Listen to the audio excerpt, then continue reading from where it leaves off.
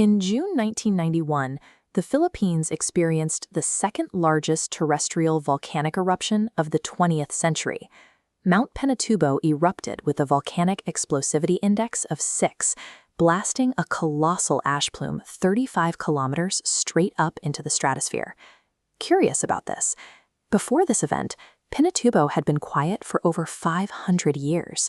Generations had lived and died without ever seeing it smoke, leading local communities to view the mountain as a permanent, benign fixture of the landscape. Because of that long dormancy, a dense population had settled directly in the blast zone. This included indigenous Eta communities living on the volcano slopes, as well as thousands of U.S. military personnel stationed at Clark Air Base.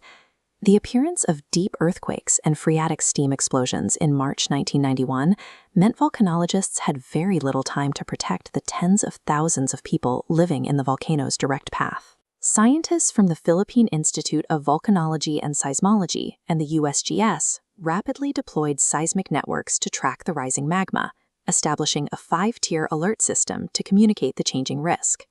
They had the geological data, but they faced a severe bottleneck.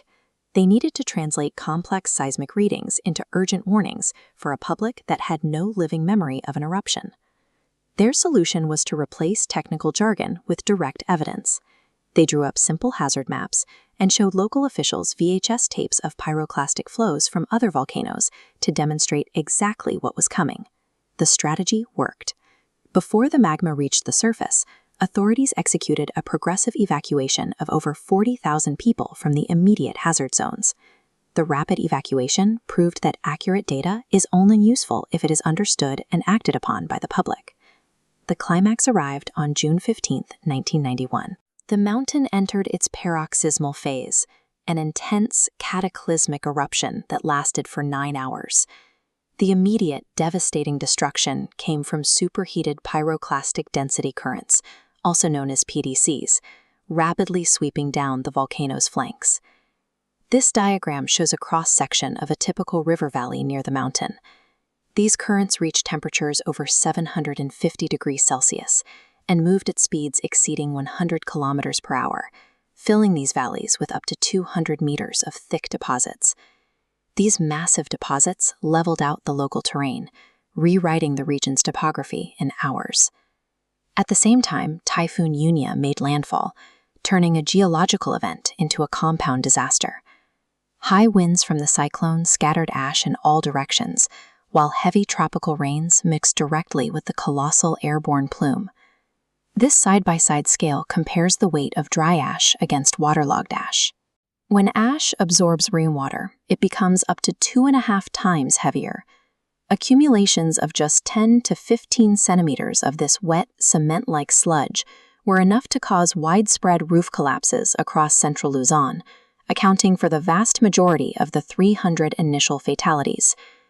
This unforeseen collision between geological and meteorological forces turned falling ash into a structural hazard, causing the majority of the day's fatalities.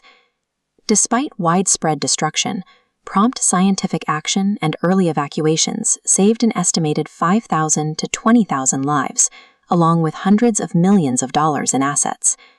However, the danger did not end with the eruption. Hundreds of millions of tons of loose volcanic ash rested precariously on the mountain's steep slopes. Subsequent monsoon seasons and typhoons mobilized this material into lahars, swiftly moving rivers of liquid concrete and debris churning through natural channels. These lahars continued to sweep down the mountain well into the late 1990s, burying entire towns and destroying farmland for years after the initial eruption. These volcanic disasters can last for years. Long-term recovery requires continuous mapping to ensure communities aren't rebuilt inside these lethal sediment channels. Beyond the Philippines, the eruption reached a global scale, as Pinatubo injected roughly 15 to 20 million tons of sulfur dioxide into the stratosphere. That injection formed a sulfate aerosol cloud wrapping around the globe, acting like a mirror reflecting solar radiation back into space. Consequently, this line graph tracking global temperatures shows a distinct dip, dropping by approximately 0.5 degree Celsius between 1991 and 1993. The Pinatubo success story shows that while tectonic forces and global cooling are outside our control, the difference between a high death toll and a successful evacuation often comes down to how clearly scientists can communicate the danger.